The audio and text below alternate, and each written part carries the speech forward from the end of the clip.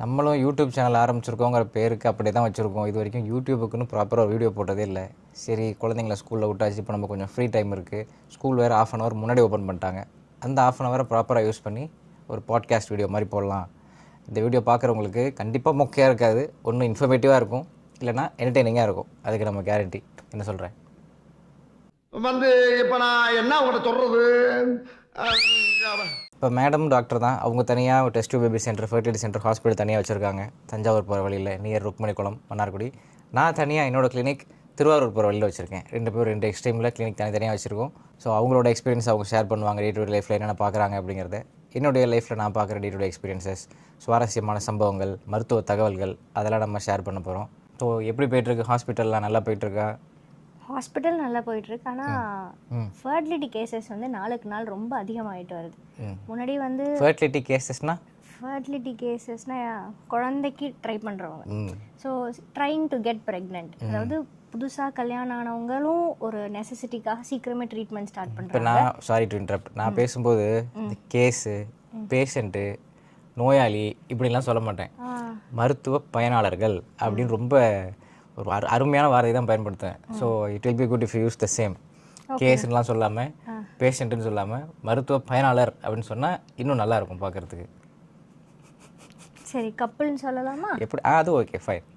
ஏன்னா அவங்கள நம்ம ஒரு பேஷண்ட் அப்படின்னு ஒரு டேக் பண்ணுறது நல்லா இருக்காது. Okay, fine. அவங்க குழந்தைக்காக கன்சீவ் ஆக ட்ரை பண்ணுறாங்க, தேர் ஆங்ஷியஸ் டு கன்சீவ், அவ்வளோதான். அவங்க வந்து கேஸ் கிடையாது, அவங்களும் நம்மள மாதிரி ஒரு மக்கள் தான். கல்யாணம் ஆகிடுச்சு, குழந்தை பிறக்கல, அவ்வளோதான், அதுக்காக வராங்க, அவ்வளோதான். That's all. டூ மச்சா, உண்மையை தானப்பா சொல்கிறேன். கண்டினியூ. அடங்கப்பா, இது உலக நடிப்புடா சாமி. நிறைய பேர் வராங்க இப்போலாம். எதனால? என்ன ரீசன்? ஏன் அப்படி வராங்க? ஒரு 15 வருஷத்துக்கு முன்னாடி அது மாதிரி கிடையாது, இப்போ ஏன் அப்படி வராங்க? மேல் infertility is on the rice. அதுதான் நாளுக்கு நாள் பார்க்குறோம். தமிழ் ஆண்களுக்கு வந்து ஸ்பெர்ம் கவுண்டோட எண்ணிக்கைலாம் ரொம்ப கம்மியாக இருக்குது. அதுதான் இப்போ ஃப்ரீக்வெண்ட்டாக நோட்டிஃபை பண்ணுறது. சரி, ஒரு கப்பல் வராங்கனாலே ஜஸ்ட் லைக் தட் சும்மா நம்ம ஒரு டேப்லெட் போட்டு கன்சீவ் ஆகிடுங்க, இது போடுங்க அப்படி நம்ம சொல்ல முடியாது. ஃபர்ஸ்ட் நம்ம அவங்கள எக்ஸாமின் பண்ணுவோம், எவாலுவேட் பண்ணுவோம், பிளட் டெஸ்ட் கொடுப்போம், அதை பார்த்துட்டு வருவாங்க. ஸோ இப்போ என்ன தெரியுதுன்னா, ஒரு ஹஸ்பண்ட்க்கு வந்து சிமெண்ட் டெஸ்ட் கொடுக்கணும் அப்படின்னா வரும்போது ஸ்பெர்ம் கவுண்ட் வந்து ரொம்ப கம்மியாக இருக்குது. அவங்க ரிப்பீட் பண்ணாலும் சரி, நிறைய ஹார்மோன்ஸ் பார்த்தாலும் சரி, நிறைய அப்நார்மல். என்ன காரணமாக இருக்கும் இப்போ திடீர்னு ரைஸ் ஆகிறதுக்கு? லைஃப் ஸ்டைல் சேஞ்சஸாக இருக்கலாம், ஸ்மோக்கிங் அதிகமாக இருக்கலாம், பொல்யூஷன் ரொம்ப அதிகமாக இருக்குது, அந்த என்விரான்மெண்டல் ஒர்க் என்விரான்மெண்ட்டில் நிறைய இன்ஹேலன்ஸ் மூலமாக டாக்ஸிக் கெமிக்கல்ஸ் பாடியில் எதுவும் ரைஸாக இருக்கலாம். அது இடிசி அப்படின்னு சொல்லுவோம், அதாவது எண்டோக்ரைன் டிஸ்ரப்டிங் கெமிக்கல்ஸ் அப்படின்னு சொல்லுவோம். ஸோ அவங்களோட மெயின் லைஃப் ஸ்டைல் ஹேபிட்ஸ் வந்து ஒரு சேஞ்சை நான் ரொம்ப அதிகமாக பார்க்குறேன். நான் என்ன நினைக்கிறேன் அப்படின்னா, சென்ட்ரல் ஒபேசிட்டி. ஒருத்தர் கரெக்டான வெயிட்டில் இருக்கலாம், ஹைட்டுக்கு ஏற்ற வெயிட் கரெக்டாக மெயின்டைன் பண்ணலாம், ஆனால் அப்டமன் ஃபேட் அதிகமாக இருக்குது. இந்த சென்ட்ரல் ஒபிசிட்டி இது ஒரு முக்கியமான காரணம். இன்சுலின் ரெசிஸ்டன்ஸ் அதிகமாகிறதுக்கும் முக்கியமான காரணம், இன்ஃபர்டிலிட்டிக்கும் முக்கியமான ஒரு காரணமாக இதை நான் பார்க்குறேன். நேற்று கூட நீ ஒரு பேஷண்ட் அமைச்சிருந்தாரு, டயபெட்டிஸ்க்காக வந்திருந்தாரு ஃபாலோ பண்ணுறதுக்கு. பார்த்தா நல்லா ஹைட் அண்ட் வெயிட் கரெக்டாக இருக்காரு, ஆனால் தொப்பை மட்டும் இவ்வளோ பெருசாக இருக்குது. சென்ட்ரல் ஒபிசிட்டி அதிகமாக இருக்குது. ஸோ அதை அவங்க குறைக்கணும்.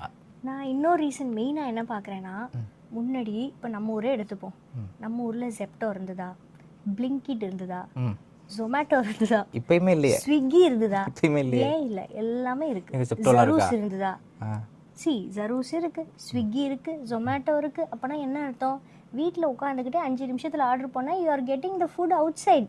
ஜஸ்ட் மினிட்ஸில் ஃபுட் கிடைக்குது. அப்படிங்கும்போது கஷ்டப்பட்டு சமைச்சு நிமிஷத்தில் கிடைக்குது. அதுவும் இப்போ எல்லாம் 15 minutes 20 minutes எக்ஸ்பிரஸ் டெலிவரி. நீ எப்படி வாங்கி சாப்பிடுவே?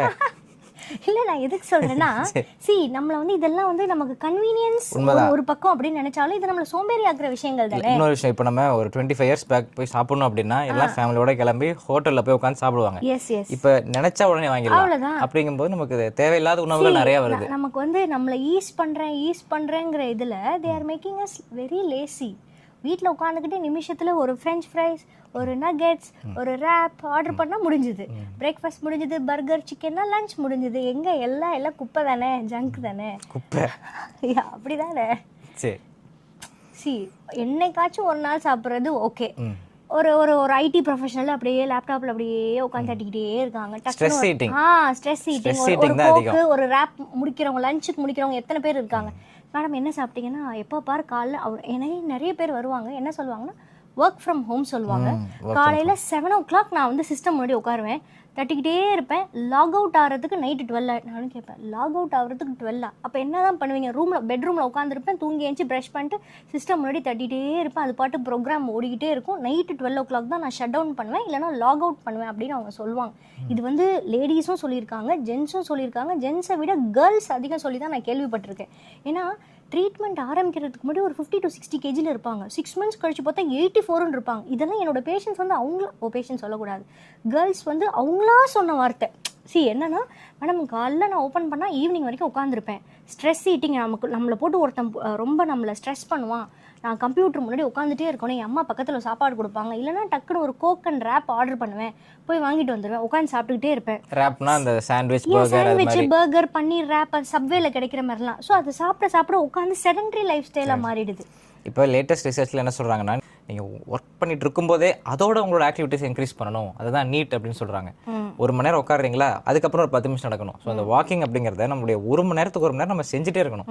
காலையிலேருந்து சாயந்தரம் வரைக்கும் உட்காந்துட்டு அதுக்கப்புறம் போய் 1 hour எக்ஸசைஸ் ஆட் பண்ணாலே பெருசாக ரிசல்ட்ஸ் இருக்காது அப்படின்னு இப்போ ஆராய்ச்சி முடிவுகள்லாம் சொல்கிறாங்க. அப்படி இருக்கும்போது காலைல 7 மணிலேருந்து நைட்டு 12 மணி வரைக்கும் உட்காந்தே இருக்காங்க அப்படிங்கிறது அது ஒரு மிகப்பெரிய டாக்ஸிசிட்டி தான் அது. கண்டிப்பாக அந்த கேர்ள்ஸ்லாம் என்ன சொல்லுவாங்கன்னா, நம்மளை வந்து ஒருத்தன் எவனாச்சும் ஸ்க்ரூ பண்ணிகிட்டே இருப்பான், கான்ஸ்டன்ட் ப்ரெஷர், அவங்க கொடுக்குற ப்ரெஷரை வந்து வித்ஸ்டாண்ட் பண்ண முடியாது, அந்த அளவுக்கு டாக்ஸிக்காக இருக்குன்னே என்னோட கேர்ள்ஸ் மூலமாக நான் இதெல்லாம் கேட்ட விஷயங்கள் நான் சொல்கிறது எல்லாமே. அப்புறம் இன்னொரு முக்கியமான விஷயம் நான் அதில் கேட்கணுன்னு இருந்தேன்.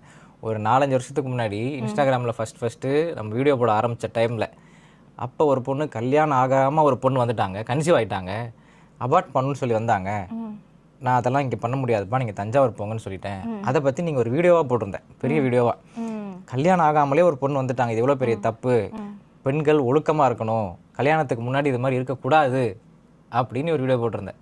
இதை பார்த்துட்டு அதெல்லாம் எப்படி நீ சொல்லலாம், கல்யாணத்துக்கு முன்னாடி இருக்கக்கூடாதுலாம், அதெல்லாம் தப்பு, நீ ஒரு சங்கி, சின்மயி சைட்லேருந்துலாம் கூட போஸ்ட் போட்டிருந்தாங்க, இந்த மாதிரி இந்த டாக்டர் இப்படி போட்டாங்க, நீங்கள் பாதுகாப்பாக எப்படி ஒன்றா இருக்கிறதுன்னு சொல்லிக் கொடுக்கணுமே தவிர திருமணத்துக்கு முன்னாடி ஒருத்தர் கூட இருக்கவே கூடாதுன்னு பேசாது தப்பு. இப்போ அதே மாதிரி மக்கள் வராங்களா, திருமணத்துக்கு முன்னாடி கன்சீவ் ஆகி அபார்ட் பண்ணணும்னு வராங்களா? இப்போ எப்படி இருக்குது அந்த சிச்சுவேஷன்? ஆக்சுவலி அந்த பழைய வீடியோட கான்டெக்ஸ்டே வேற, அது வந்து வேற மாதிரி ப்ரொபகண்டா ஆயிடுச்சு. நம்ம வந்து தப்பு சொல்றோம் அப்படிங்கிற மாதிரி ஆயிடுச்சு. ஆனா நான் சொல்ல வந்த கான்டெக்ஸ்டே வேற. அதை பத்தி இப்ப பேச வேண்டாம்.